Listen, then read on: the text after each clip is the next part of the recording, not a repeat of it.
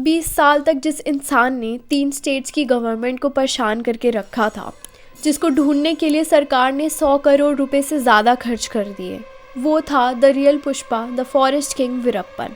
वीरप्पन चंदन का स्मगलर और डकैत था।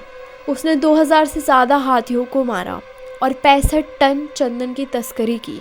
उसने कई पुलिस ऑफिसर्स और फॉरेस्ट ऑफिशियल्स का मर्डर किया और कई बड़े बड़े पॉलिटिशियंस को पैसों के लिए किडनैप किया।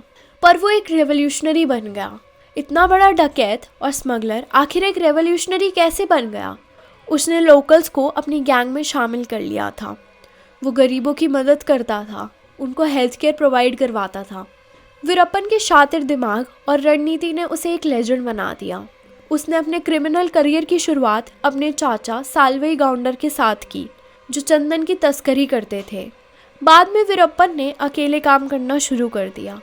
अगले 25 साल वीरप्पन और उसकी गैंग ने मिलकर 2000 से ज़्यादा हाथियों को मार दिया। वीरप्पन पहली बार 1972 में अरेस्ट हुआ, जहाँ से वो भाग निकला। 17 साल की उम्र में अपना पहला मर्डर करने के बाद उसने उन सबको मारना शुरू कर दिया जिसने उसे इल्लीगल काम करने से रोका। 1987 में जब उसने चिदम्बरम नाम के तमिलनाडु के एक फॉरेस्ट ऑफिसर को मार दिया, तब सरकार का ध्यान उस पर गया। बढ़ते साल उसने कई मर्डर्स किए, जिसमें ज़्यादातर फॉरेस्ट ऑफिशियल्स और पुलिस ऑफिसर्स थे। 1990 में उसने मुथुलक्ष्मी से शादी कर ली। 1992 में कर्नाटका और तमिलनाडु ने मिलकर एक स्पेशल टास्क फोर्स तैयार की। स्पेशल टास्क फोर्स ने तब एक ऑपरेशन किया, जिसके चलते वीरप्पन की गैंग में सिर्फ 5 लोग बचे।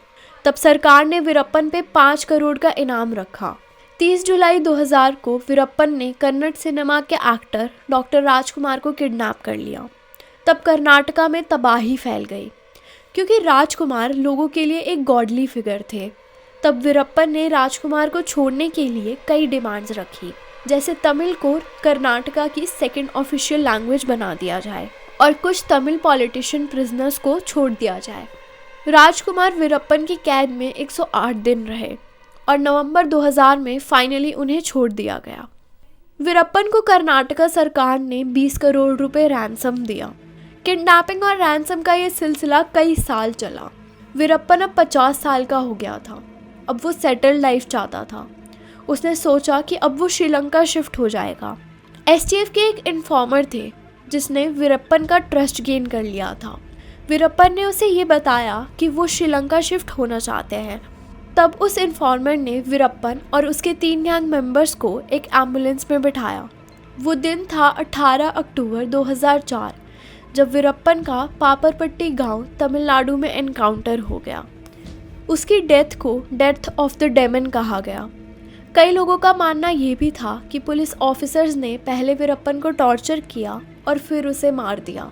कई बातें बनी, पर सच तो सिर्फ भगवान जानते हैं। वीरप्पन पे कई मूवीज़ बनी।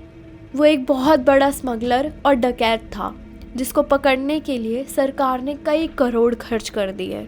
अगर आपको वीडियो अच्छी लगे तो लाइक, कमेंट और शेयर ज़रूर करें। Thank you.